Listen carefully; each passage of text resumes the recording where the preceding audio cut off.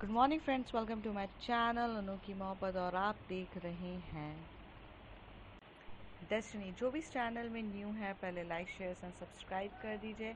और आपका लाइक और आपका सब्सक्राइब और आपका कमेंट मुझे बहुत ज़्यादा मोटिवेट करता है, तो प्लीज़ और शेयर भी बहुत सारा कर दीजिए। अब आते हैं स्टोरी की तरफ। जैसे हमने लास्ट पार्ट में देखा था, जो इशिका रहती है वो जैस के साथ सुपरमार्केट जाती है और बहुत सारा सामान खरीदती है। दूसरी तरफ जो हमारी नेहा है, सैम है, वो लोग बहुत रोमांटिक मोमेंट्स एक दूसरे के साथ बिताते हैं। काफ़ी टाइम होने के बाद रोमांटिक मोमेंट्स एक साथ बिताते हैं और एक दूसरे के साथ बहुत ज़्यादा हैप्पी रहते हैं। लेकिन उस हैप्पी मोमेंट्स में भी जैसे ही नेहा को पता चलता है कि उसकी बहन एक्चुअल में जैस के साथ है, तो वो थोड़ी सी पजेसिव सिस्टर टाइप एटीट्यूड में आ जाती है। पर सैम उसे बहुत अच्छे से हैंडल कर लेती है। अब आगे जो जैस रहती है वो सुपरमार्केट से जब निकलती है तो इशिका को बोलती है कि इतना सारा सामान तो हमने खरीद लिया है, बट यू नो व्हाट, मुझे कुकिंग नहीं आती। तो कहती है हाँ मुझे पता है आपको नहीं आती है, थोड़ा बहुत आती है, बट मुझे बहुत अच्छे से आती है कुकिंग। चलो हम घर में बना लेंगे। तो यहाँ से वो सारा सामान लेकर घर की तरफ जाते हैं और जो जैस रहती है वो पूरा सामान लेकर आती है। पहले तो सामान को पूरा कबर्ड आई मीन मतलब जितना भी सामान होता है, कुछ फ्रिजर सामान होते हैं तो फ्रिज में रखे जाते हैं, कुछ सामान कबर्ड्स में रखने वाले होते हैं तो कबर्ड में रखे जाते हैं। और ये लोग पहले पूरा किचन सेट कर रहे रहते हैं। उस ड्यूरेशन में जब किचन सेट करते करते बहुत बार ऐसा होता है कि जो जैस है वो कहीं ना कहीं इशिका से टच हो जाती है, या इशिका है जो जैसे थोड़ा ना थोड़ा टच होती जाती है। कोई ना कोई एक दूसरे के साथ टच हो ही रहा था। मतलब कभी हाथ एक दूसरे के टच हो जाते थे, कभी शोल्डर से शोल्डर टच हो जाते थे साइड में काम करते करते। तो ऐसा थोड़ा था। लेकिन जब ये लोग टच हो रहे थे तो दोनों के मन में हल्की हल्की सी फीलिंग्स एक दूसरे के लिए आ रही थी।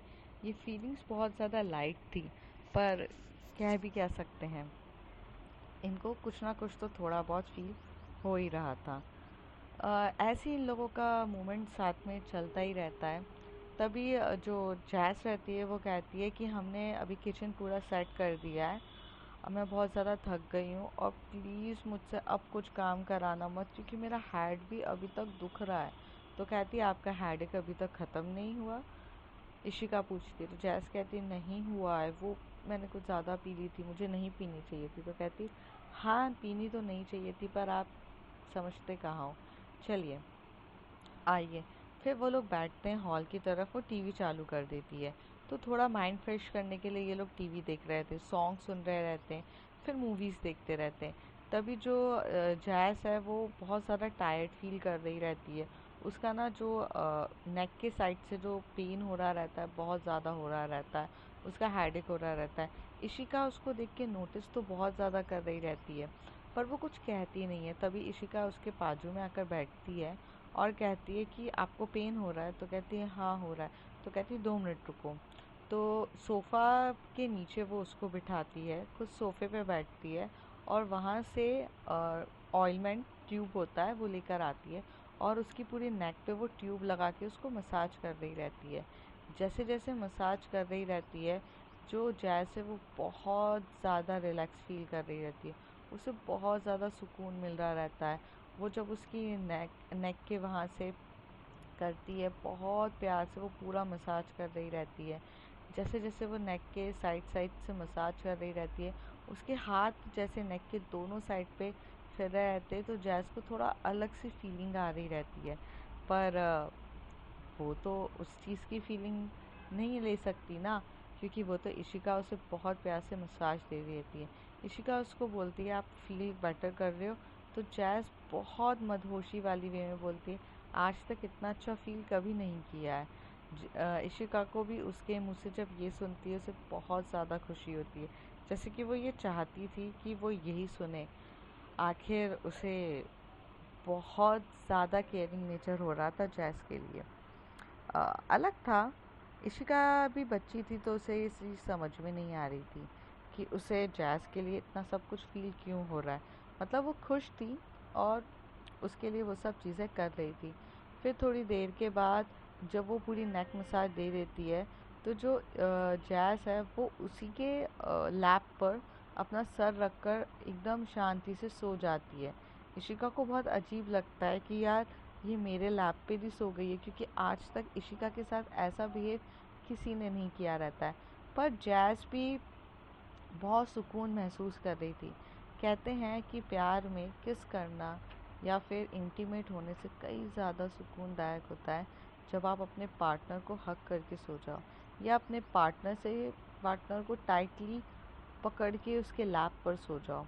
तो वो ही हुआ रहता है।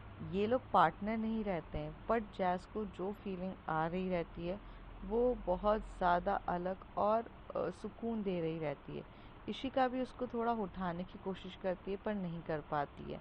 फिर वो वहाँ पर एक बाम रखी रहती है, वो बाम को अच्छे से जो जैज़ के सर पे लगाती है, क्योंकि उसका हेडेक भी हो रहा रहता है और बहुत ज़्यादा केयरिंग नेचर कर रही रहती है। वो टीवी भी बंद कर देती है जिससे जैज़ उसके पास अच्छे से सो जाए। जैसे जैसे जैज़ सो रही रहती है तब बहुत ज़्यादा क्यूट फेस दिख रहा रहता है, एकदम शाइनिंग वाला फेस हो रहा रहता है, बहुत मतलब बहुत सुकून दे रहा रहता है, बहुत ज़्यादा सुकून दे रहा रहता है उसका वो फेस। इशिका को समझ में नहीं आ रहा था, इशिका ऊपर से सिर्फ जैज़ का फेस देख रही रहती है। जैसे जैसे फेस देखती जा रही रहती है वो और क्लोज होती जा रही रहती है, वो थोड़ा और नीचे आती जा रही रहती है, आती रहती है, आती जाती है, और जैसे ही इतने करीब आ जाती है उसकी लिप्स की तरफ, तब भी उसको कुछ ध्यान नहीं रहता है, और वो जो जैज़ के फोरहेड पे पहले तो बहुत प्यार से किस कर देती है। फिर वो उसकी नोज़ को देखती है, वो भी बहुत पॉइंटेड रहती है, उससे कंट्रोल ही नहीं होता, वो किस कर देती है उसकी नोज़ पर। फिर वो थोड़ा और नीचे जाती है, वो लिप की तरफ देखती है, और लिप की तरफ बस देख ही रही रहती है, और उसके लिप और जैज़ के लिप दोनों आसपास, मतलब दोनों सामने ही थे, इतने करीब थे कि अगर एक सेकंड हो तो किस हो जाए। पर उतनी देर में जैसे ही इतना करीब होकर जैस को कुछ अलग सा महसूस होता है, क्योंकि जो इशिका के जो बाल हैं वो जैस के फेस पे टच हो रहे रहते हैं। तभी एकदम से होता है, तो जैस की एकदम से आँख खुल जाती है, और जैसे ही इशिका ये देखती कि जैस की आँख खुल गई, वो डर के मारे एकदम पीछे हो जाती है। जैस भी थोड़ा सा अजीब सा होने लगती है कि अभी क्या होने वाला था और क्या हुआ, मतलब समथिंग इज़ हैपेंड। जैस बहुत ज़्यादा शॉक हो जाती है, और वो एकदम से उठती है, और उसे समझ में आता है कि उसने कितनी ज़्यादा लैप को टाइटली पकड़ के इशिका से चिपक कर सो रही थी, तो उसे अजीब लगा। वो उठी और उठ के वहाँ बाजू में बैठ गई, वहाँ बैठ जाती है। दोनों एक दूसरे की तरफ देख रहे रहते हैं पर कोई कुछ बोल नहीं रहा है, जैसे एम्बैरेसिंग सिचुएशन दोनों के ऊपर आ चुकी रहती है कि अब बोलना भी है तो क्या बोलें, कुछ वर्ड्स ही नहीं रहते दोनों के पास। फिर थोड़ी देर बाद जो इशिका रहती है वो एकदम से बोलती है कि अब मुझे चलना चाहिए, बहुत ज़्यादा देर हो गई है, दीपी ऑफिस से आ जाएगी फिर बोलेगी कि मैं कहाँ थी। तो जैस कहती है हाँ ठीक है, वैसे भी बहुत शाम हो गई है। अच्छा सुनो, आप खाना बना लोगे ना? तो कहती है हाँ मैं बना लूँगी। तो कहती है मुझे ऐसा तो नहीं लगता है कि आपको खाना बनाना आता है, तो आप क्या बनाओगे अभी? तो जैस बोलती पता नहीं, मुझे कुछ आइडिया नहीं है, सैम आएगी तो पूछती हूँ। तो कहती है अरे सैम आएगी तो वो भी तो थकी थकाई आएगी, वो क्या खाना बनाएगी, फिर आप लोग कुछ नहीं करोगे, बाहर से ऑर्डर करोगे, मुझे पता है। अच्छा रुको, मैं जाने से पहले बना देती हूँ खाना। तो कहती नहीं नहीं ऐसा रहने दो, इतना ज़रूरी नहीं है, जैस बोलती है। तो कहती नहीं अच्छा नहीं लगता है, रुको मैं बना देती हूँ। तो वो किचन की तरफ जाती है और अपना काम करना स्टार्ट कर देती है। तो जैस को भी ऐसा लगता है कि उसे भी किचन में जाना चाहिए, क्योंकि अगर उसको हेल्प चाहिए होगी ना, तो जैस भी जाती है। तभी शिका कहती है आप बैठ जाओ, आपका सर दुख रहा है ना, मैं अकेले कर लूँगी सब कुछ। तो कहती नहीं नहीं बिल्कुल अच्छा नहीं लगता, आप अकेले करोगे, मैं आपकी हेल्प कर देती हूँ, आप बोलो मैं क्या करूँ। तो कहती है पक्का आप हेल्प करोगे? तो कहती है हाँ हाँ मैं पक्का हेल्प करूँगी। बोलो ना क्या करना है। तो वो कहती है कि ठीक है आप शॉपिंग कर दो। तो कहती है ठीक है क्या करूँ। तो कहती है "अ, मिर्ची है, टमाटर है, ये सब चॉप कर दो आप।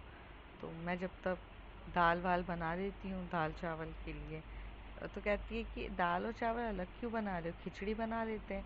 तो कहती है हाँ ठीक है खिचड़ी बना देती हूँ, आप ये सब चॉपिंग करो तब तक मैं बनाती हूँ।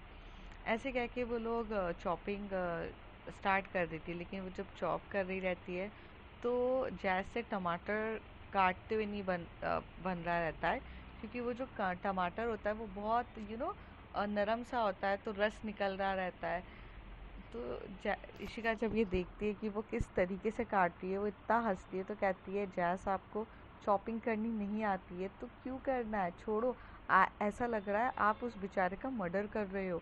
मतलब उस टमाटर ने आपका क्या बिगाड़ा है जो इतना ज़्यादा मर्डर करना है। यार आप चॉपिंग भी कैसे कर रहे हो। तो कहती है अरे यार वो देखो कितना हिल डुल रहा है और वो कितना पिलपिला सा हो रहा है, मैं क्या करूँ, मैं तो अच्छे से ही कर रही हूँ ना। तो कहती है हाँ हाँ काफ़ी ज़्यादा अच्छे से कर रही हो, लाओ हटो ऐसे करते हो। तो कहती है नहीं मुझे सिखाओ। तो वो साइड में जाती है, वो उसको सिखाती कि ऐसे ऐसे चॉपिंग करते हैं। तो जब वो चॉपिंग कर रही रहती है तो वो बहुत ध्यान से देख रही रहती है। फिर वो जाती है और फिर वो उसको बोलती है कि लाओ अब मैं दो, मैं चॉपिंग करती हूँ। जैस जब चॉपिंग कर रही रहती फिर से उससे बनता नहीं है। तो जो इशिका है वो उसका हाथ पकड़ती है और बहुत अच्छे से बताती है कि ऐसे नहीं ऐसे काटो, यहाँ से इस तरीके से नहीं, यहाँ से ऐसे कटेगा, ये चीज़ यहाँ से वैसे कटेगी। जब वो ये सब सिखा रही रहती है तो बहुत ज़्यादा मतलब एकदम हैप्पीनेस वाली फीलिंग आ रही रहती है। इशिका और जैस के दोनों को बहुत अच्छा लग रहा रहता है। दोनों यहाँ पर बहुत ज़्यादा अपने लाइफ के मोमेंट्स को एंजॉय कर रहे रहते हैं। दूसरी तरफ जो हमारी सैम रहती है और नेहा जो रहती है अपने काम को पूरे तरीके से कर रहे रहते हैं। जैस का जो सॉरी जो सैम के सर रहते हैं, मतलब जो उनके मेन हेड ऑफिस से उनको फ़ोन आता है तो वो पूछते हैं कि यार ये इशू हो गया है कैसे करना है। तो पहले तो वो उनके वहाँ के साइड के पूरे इश्यूज़ को सॉल्व कर रही रहती है। बहुत देर हो जाती है, करीब उसको 7 से 7:30 बज जाते हैं। ऑफिस का टाइमिंग 7 बजे का रहता है लेकिन 7:30 तक रहती है। इशिका भी बहुत सॉरी नेहा भी बहुत ज़्यादा वेट कर रही रहती है कि अब ये जल्दी से निकले तो फिर मैं इनके साथ ऑफिस जाऊं, मतलब इनके साथ घर जाऊं। पर वो नहीं निकलती है। तभी वो नॉक नॉक करती है तो वो बोलते कि यहाँ आओ। तो जैसी सैम को वो इतने फ़ोन कॉल पे देखती है तो वो थोड़ा सा समझ नहीं पाती है कि क्या हो गया है एकदम से कि इतना सब कुछ काम आ गया है। जो सैम है वो अपने हाथों के इशारों से बोलती है कि आप बैठ जाओ 5 मिनट, मैं कॉल कंप्लीट करती हूँ। वो अपना पूरा कॉल कंप्लीट करने के बाद फ़ोन रख कर बोलती है कि हाँ नहीं बोलो। तो कहती है आपको चलना नहीं है क्या, बहुत देर हो गई है। तो कहती है हाँ चलना है, एक्चुअली ना थोड़ा सा इशू हो गया है मेरे ऑफिस के वहाँ पर, तो मुझे वो सब चीज़ें हैंडल करनी थी, तो मुझे यहाँ टाइम लग जाएगा क्योंकि मेरा ना ये काम पेंडिंग है। अभी तक मैं अपने ऑफिस का काम कर रही थी, ये काम यहाँ से पेंडिंग है, तो आप निकलो मैं पहुँच जाऊँगी। तो कहती है नहीं नहीं, आपको पता नहीं है ये बिल्डिंग बहुत सुनसान हो गई है, मैं आपको अकेला नहीं छोड़ सकती हूँ। एक काम करो, आप जो यहाँ का काम है उसे यहीं पर छोड़ दो, अपने ऑफिस का अपना जो लैपटॉप है वो लेकर चलो बस। तो कहती है पर ये काम पेंडिंग रह जाएगा नहीं। तो कहती है हाँ ना रहने दो ना पेंडिंग, जैसे जैसे पेंडिंग होगा आपको करना पड़ेगा। आप जैसे जैसे करते जाओगे आपको मेरे साथ टाइम स्पेंड करने का टाइम भी तो मिल जाएगा इस ऑफिस में स्टे करने का। अगर जल्दी पूरा ख़त्म करना है तो चले जाओगे, और अभी आज पहला दिन है, आज मत करो। और दूसरी बात अभी तो आपको मेरे मॉम डैड से मिलना है, तैयार उनको तैयार करना है, वो क्यों भूल जाते हो। तो कहती है हाँ अब मैं भूली नहीं हूँ यार। तो कहती है फिर चलें। तो कहती है हाँ चलो। तो वो बहुत जल्दी से अपना लैपटॉप्स वगैरह बंद करती है और निकलती है। वहाँ पर स्कूटी रहती है जो नेहा की रहती है। नेहा अपनी स्कूटी से आती है तो सैम बोलती है मैं चलाऊँ। तो कहती है चलाना आती है। तो कहती है ऐसे क्यों समझ रही हो, कार के अलावा भी मुझे टू व्हीलर्स भी आती है। तो कहती अच्छा ठीक है फिर चलाओ। तो ये दोनों ना बहुत प्यार से चला कर, जो नी रहती है वो बहुत टाइटली हग करे हुई रहती है, बहुत ज़्यादा टाइटली हग करके सैम को बैठती है, और सैम को बहुत ज़्यादा सुकून मिल रहा रहता है।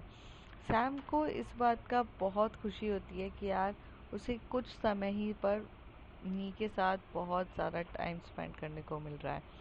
फिर ये लोग वहाँ से जाते हैं, जाते जाते ज़िगज़ैग रोड्स होते हैं। जो रास्ता 10 मिनट का होता है वो कम से कम 15-20 मिनट में तय करते हैं, क्योंकि थोड़ी टाइम रुकते हैं, कुछ आइसक्रीम खाते हैं, कुछ ये खाते, कोई यहाँ घूमता है, कोई वहाँ घूमता है। पूरी चीज़ करने के बाद आइसक्रीम खाते हैं, चॉकलेट्स लेते हैं बहुत सारी। सैम बोलती है कि मैं आंटी अंकल से मिलना चाहती हूँ। तो कहती कब? तो कहती है आज, अभी। तो कहती नहीं नहीं ऐसे मत करो, मैं कल तुम्हें डिनर पे इनवाइट करूँगी, अच्छा लगेगा। अभी तो मुझे घर छोड़ दो, मुझे घर वालों को भी थोड़ा तो आइडिया देना पड़ेगा ना। तो कहती है "अ, ठीक है।" तो वो वहाँ से जाती है। जब गाड़ी पे नी को छोड़ने आती है उसके घर पे, और वहाँ से वो कैब करके जाने वाली रहती है, तो वो स्कूटी जाती है तो ऊपर से आंटी देख लेती हैं। आंटी को जैसे ही पता चलता है कि सैम आ चुकी है, तो वो भागते हुए घर नीचे आती है और कहती कि तुम आ गई हो, तुम मेरी बेटी से यहाँ से मिलने कैसे आ सकती हो? मैंने तो तुम्हें मना किया था कि तुम यहाँ आओ। तुम्हें शर्म नहीं आती है आते हुए? कितना सब कुछ। तभी सैम बोलती है आंटी इसमें शर्म वाली क्या बात है, मेरा ससुराल है, मुझे यहाँ पर अपनी वाइफ को छोड़ने तो आना ही था, और आप टेंशन क्यों ले रहे हो? बिल्कुल भी टेंशन मत लो, हम दिल वाले हैं, दुल्हनिया लेकर ही जाएंगे। आंटी देखिए, मैं जानती हूँ आपको ऐसा लग रहा है कि मैंने ही नी को बिगाड़ा है, मैंने उसके साथ ये सब हरकतें करके उसे डिस्ट्रैक्ट किया है, जबकि ऐसा नहीं है। We love each other, you know that. पर यार प्यार करती हूँ उससे। आपने सिर्फ़ और सिर्फ वो चीज़ देख ली जो शायद सही नहीं था। मैं मानती हूँ वो चीज़ ऐसी कंडीशन में कोई भी माँ बाप हो तो गुस्सा करेगा, चीज़ें देखेगा, हालात सही नहीं हैं होंगे, मैं सब समझती हूँ, आई एग्री। पर पर आंटी ये बात भी तो सच है ना कि मैं बहुत ज़्यादा प्यार करती हूँ, इसलिए मैं आई हूँ। अगर मैं उस टाइप की लड़की होती कि जिसे सिर्फ़ और सिर्फ नी की फ़िज़िकल नीड होती, तो वो चली भी जाती तो मुझे कोई फ़र्क नहीं पड़ता, मैं दूसरी पटा लेती या मैं दूसरे लोगों के पास चली जाती। प्यार में फ़िज़िकल नीड होती है, ये आप भी जानते हो जाता है यार। इट्स जस्ट अ वे कि फ़िज़िकल तरीके से हम एक दूसरे का प्यार बताते हैं। पर मैं प्यार करती हूँ, मैं बहुत ज़्यादा प्यार करती हूँ, इसलिए मैं खुद आई हूँ यहाँ पर। आप ये चीज़ क्यों नहीं समझते हो आंटी? अगर कुछ चीज़ प्रॉब्लम होती तो मैं आपको बता देती ना। पर ज़ाहिर सी बात है, नी की मम्मी को समझती नहीं है, और नी की मम्मी सिर्फ़ और सिर्फ उसकी बातों को सुनती है और गुस्सा कर रही रहती है कि ये जो तुम बोल रही हो ये चीज़ सही नहीं है, और आप ये बात यहीं पे ख़त्म करो। और वो नी का हाथ उठाकर, हाथ पकड़ के फटाक से अपने घर पे चली जाती हैं। जो सैम होती है वो नी को जाते हुए देखती है, पर वो कुछ नहीं कहती है, और वो आंटी का वो गुस्सा देखकर भी वो खुश हो रही रहती। कम से कम उसे इस बात की तो खुशी रहती है कि आंटी के दिल में ही सही पर थोड़ी सी तो जगह बनाई है, कि जो लड़की जिस तरीके से वो अपनी इमेज समझ रही थी मेरी, कि मैं इस टाइप की हूँ, ये है, जबकि अगर इधर कोई आए और अपनी बेटी को सेफली घर छोड़कर जाए तो एक अलग ही होता है। तभी पूछती हैं सैम की मॉम, सॉरी नी की मम्मी, तभी पूछती हैं उससे कि सैम यहाँ क्या कर रही है और तुम्हें छोड़ने क्यों आई थी? तो कहती है मॉम, आपने सैम को जाना ही नहीं है अभी। सैम मेरे लिए कुछ भी कर सकती है, वो मुझसे बहुत प्यार करती है। आप मुझे भले लेकर आ गए पुणे अपनी ज़िद पूरी करने के लिए, ये कहकर कि वहाँ नहीं रहना है, तो क्या सैम मेरे लिए पुणे नहीं आ सकती है? वो तो बस इंतज़ार कर रही थी, एक हफ्ता रुकी थी कि सब कुछ सेट करके। और मम्मी, आप मुझे कितना भी दूर रख लो, आप नहीं रख सकती हो, क्योंकि सैम मेरे ऑफिस में ही आ गई है। उसने तुम्हारा ऑफिस ज्वाइन कर लिया है, सैम की मॉम कहती है। सॉरी, नी की मॉम कहती है। तभी वो बोलती है, नहीं मम्मा, जिस तरीके से मैं उनके ऑफिस में गई थी कोलैबोरेशन के लिए, अब वही कोलैबोरेशन के लिए वो यहाँ पर आई हैं। और वो यहाँ रहेंगी जब तक कि आप कन्विंस ना हो जाओ। और आप होंगी कन्विंस, ये मुझे पता है। तो नी की मॉम कहती है, इतनी गलतफहमी में मत रहो। पहली बात, वो लड़की है, मैं कन्विंस नहीं होंगी। दूसरी चीज़, उसकी जो हरकतें हैं ना, वो देख ली मैंने। तुम्हें बिगाड़ दिया है उसने वगैरह। तुम अच्छी खासी लड़की थी, अच्छी चीज़ों में रहती थी, कहाँ चली गई हो? ऊपर से ना मुझे इतना गुस्सा आता है ना सैम को देखकर कि मैं क्या बताऊँ। तभी नेहा हंसते हुए बोलती, मॉम गुस्सा तो आता है, पर आज आप शांत क्यों थी? आज कहीं ना कहीं आपके दिल में भी तो ये बात की खुशी हुई थी कि आपकी बेटी को सेफली घर छोड़ा उसने। दूसरी चीज़, आपको ये बात भी अच्छी लगी कि ये वो लड़की नहीं है जो सिर्फ वहीं पे वादा करके जो बोल कर आ गई। अपना वादा निभाने के लिए वो आज यहाँ पुणे आ गई। मॉम, मैं और आप दोनों एक दूसरे को बहुत अच्छे से जानते हैं। हम ज़्यादा बात नहीं करते हैं क्योंकि आप बहुत स्ट्रिक्ट हो। आप आपको पसंद नहीं है ज़्यादा बात करना, लेकिन जानते तो हम भी हैं ना आपको, कि आप कब खुश होते हो कब नहीं होते हो। आप सैम से गुस्सा हो क्योंकि जो चीज़ आपने देखी, पर आप उससे नफ़रत नहीं करते हो। आपको सैम पहले भी पसंद थी, जब वो घर पर आती थी और प्यार से रखती थी। बस आपका गुस्सा इस बात का हो गया है कि आपकी बेटी के साथ उसने ऐसा क्यों किया है। यही बात बस रह गई है। बाकी चीज़ों में तो आप जानते हो सैम बहुत अच्छी है। सैम के बातें जब चल रही रहती है तो उतनी देर में नेहा के पापा आ जाते हैं। नेहा के पापा भी आकर बोलते हैं कि बेटा, सैम भले कितनी भी अच्छी हो, बट ये सोसाइटी एक्सेप्ट नहीं करेगी तुम लोगों के रिलेशन को। हाँ, मैं जानता हूँ कि वो बहुत अच्छी है, मैं उससे पर्सनली मिला हूँ, और जब मैं मुंबई आया था उसने मुझे बहुत केयरिंग नेचर पे रखा। She is well supportive, but आप नहीं समझते हो, society will never accept that.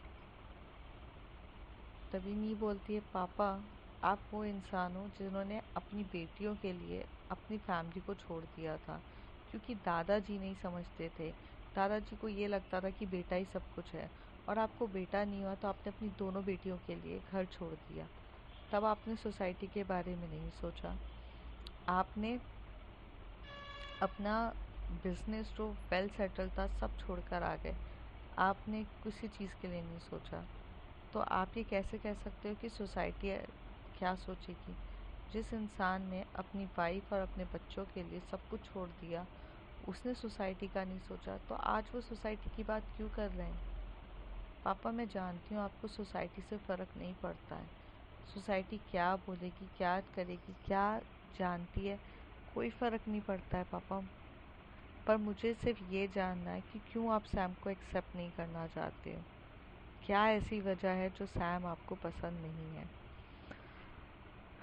वो पसंद है आपको, ये मैं जानती हूँ, पर एज अ माई पार्टनर आप उसे एक्सेप्ट नहीं करना चाहते हो। मैं रीज़न नहीं जानती हूँ, और ना मैं जानना चाहती हूँ। बस इतना जानती हूँ कि आप अपना टाइम लीजिए, और जहाँ तक मैं सैम को जान रही हूँ वो एक्सेप्ट करवा कर रहेगी, क्योंकि सैम है ही ऐसी। ऐसे बोलकर नी जो रहती है अपने रूम पर चली जा रही थी। तभी नी की मॉम चिल्लाती है, नी, खाना कौन खाएगा? डिनर नहीं करना है क्या तुम्हें? तो कहती है, मॉम मैं फ़्रेश हो जाती हूँ। ऐसा नहीं है कि मुझे आप लोगों की कोई बात बुरी लगी है तो मैं डिनर छोड़ दूँगी। मैं आज बहुत खुश हूँ क्योंकि सैम आ गई है, और जब सैम आ गई है तो मुझे किसी चीज़ की टेंशन नहीं है, वो सब कुछ हैंडल कर लेगी। ऐसे बोलकर चली जाती। तभी सैम के सैम के लिए ये कॉन्फिडेंस देखकर नीका, उसकी मॉम और उसके डैड दोनों एक दूसरे की तरफ देखते कि इतना कॉन्फिडेंस कैसे हो सकती है। तो कहती है, पता नहीं, बट आपकी बेटी है, इतना कॉन्फिडेंस करके गई है, कुछ तो होगा। तो कहती है हाँ मेरी बेटी है, बट मुझे क्या पता यार इतना कॉन्फिडेंस क्यों है। और चलो ये बेटी तो यहाँ है, दूसरी बेटी कहाँ है। दूसरी तरफ जो इशिका रहती है वो जैस के साथ पूरा खाना बना चुकी रहती है, रेडी कर देती है। और जैसे वो निकलने ही वाली रहती है तो वो डोर ओपन करती है तो वहाँ सैम दिखती है। सैम उसको बोलती है ओहो, मतलब मेरे एब्सेंस में भाई क्या क्या चल रहा था अंदर। तो कहती है सैम कुछ नहीं, मैं तो इशिका के साथ मैं तो जैस के साथ सुपरमार्केट गई थी, उनको शॉपिंग कराई, और हाँ मैंने आपके लिए खाना बना के रख दिया। तो कहती ओहो मेरे लिए या चैस के लिए। तो कहती है आप दोनों के लिए, आप मुझसे ऐसे क्यों बोल रहे हो यार, जाहिर सी बात है आप दोनों मेरे लिए इम्पोर्टेंट हो। खाना तो यार मैंने सबके हिसाब से बनाया है ना, आप ऐसा क्यों सोच रहे हो कि, ऐसे बिल्कुल भी मत सोचो ना। तो ऋषिका बोलती है ऐसा कुछ नहीं, अच्छा मेरे को जाना होगा। तो कहती है हाँ जाओ जाओ जल्दी घर जाओ, मैं नी को छोड़कर आई थी, वैसे आंटी ने मुझे देख लिया तो पता चला तुम पर भी ना गुस्सा उतार दे, जाओ। तो कहती है हाँ हाँ मैं निकलती हूँ जल्दी से। फिर वो वहाँ से जाती है, फटाक से अपनी स्कूटी उठाती है और चली जाती है। तभी सैम बोलती है कुछ इशू हुआ क्या जैस। तो कहती है नहीं नहीं ऐसा कुछ नहीं है। इशिका बहुत स्वीट है यार, बहुत ज़्यादा। यार उसने शॉपिंग वगैरह सब कराई, मेरे लिए खाना बनाया, बहुत केयरिंग नेचर है। कहती हाँ है तो आखिर दोस्त है यार तेरी, दोस्त है ना, दोस्ती में तो चलता है। तो कहती हाँ बट हाँ ठीक है, चल मैं ज़्यादा कुछ पूछूंगी नहीं, तेरे और जैस का, तेरे और इशिका का मैटर है यार, तू हैंडल कर। फ़िलहाल मैं बहुत सारा टायर्ड हूँ, और अगर इशिका ने इतना टेस्टी खाना बनाया तो मैं बहुत जल्दी खाना चाहती हूँ। कहती हाँ। फिर ये लोग जाते हैं, जो क्या बोलते हैं, जो हमारी सैम रहती है वो जाती है, फ्रेश होती है, फ्रेश होकर वापस आती है। आकर वो एकदम से किचन में जाती है तो बहुत प्यारी स्मेल आती है। वो इतनी ईगरली वेट के फटाफट वो खिचड़ी लेती है और खाती है। तो जैसे ही वो टेस्ट लगती है तो वो बोलती है अरे ये तो बिल्कुल नी के हाथ की टेस्ट है यार, मतलब नी बिल्कुल ऐसी बनाती है। मैं इतने सालों, मतलब इतने टाइम से, हम 6 मंथ से है ना, नी ने ही मुझे बिल्कुल ऐसे बना कर खिलाया यार, मैं क्या बताऊँ कितनी टेस्टी है। आई लव इट यार। यार ये टेस्ट देखने के लिए मैं तरस गई थी। थैंक यू यार जैस, बहुत टेस्टी है यार। मतलब इशिका और नी का हाथ में मतलब जादू है, दोनों सेम बनाते हैं, बहुत ज़्यादा टेस्टी। आई लव इट यार, थैंक यू। जैस भी जब वो खाती है तो उसे बहुत टेस्टी लगता है, वो बहुत ज़्यादा खुश होती है यार कि इशिका इतनी ज़्यादा टैलेंटेड है। मतलब शॉपिंग भी वो खुद करती है, खाना भी बनाती है, स्टडीज़ भी कर रही है, सब कुछ बहुत टेस्टी है, और ये दोनों बहुत ज़्यादा खुश होते हैं। लेकिन जब इशिका जैसे ही अपने घर पहुंचती है तो उसके मॉम एंड डैड बोलते तुम महारानी कहाँ हो आजकल, एक बड़ी सिस्टर अपनी गर्लफ्रेंड को ले लेके घूमती रहती है, उसके साथ घूम रही है, तुम कहाँ थी। वो कहती मॉम मुझे क्यों चिल्ला रहे हो आप, मैं तो अपने फ्रेंड्स के साथ थी ना। तो कहती रोज़ तो इतना लेट नहीं होती हो, आज इतना लेट। तो कहती आज थोड़ा सा काम था, फ्रेंड को सुपरमार्केट जाना था तो उसके साथ वहाँ गए थे, और वैसे भी मॉम आप चिल करो। ऐसे कह के वो फटाक से अपने रूम पर जाती है और वहाँ जाकर फ्रेश होने लगती है। जैसे फ्रेश होकर जब डिनर टेबल पे आते हैं तो जो नी है वो पूछती है कि सुपर मार्केट में शॉपिंग करा दी। तो कहती है कि हाँ करा दी। तो वो बोलती है हाँ दी, वो फ्रेंड को ज़रूरत थी तो करा दिया। नी के फेस के एक्सप्रेशन इशिका भी समझ रही थी कि उसे ये बात बिल्कुल भी पसंद नहीं आई है, और वो जान चुकी है, क्योंकि पता नहीं उसे क्या प्रॉब्लम थी, लेकिन वो चाहती थी कि जैस और इशिका थोड़ा सा डिस्टेंस मेंटेन करे।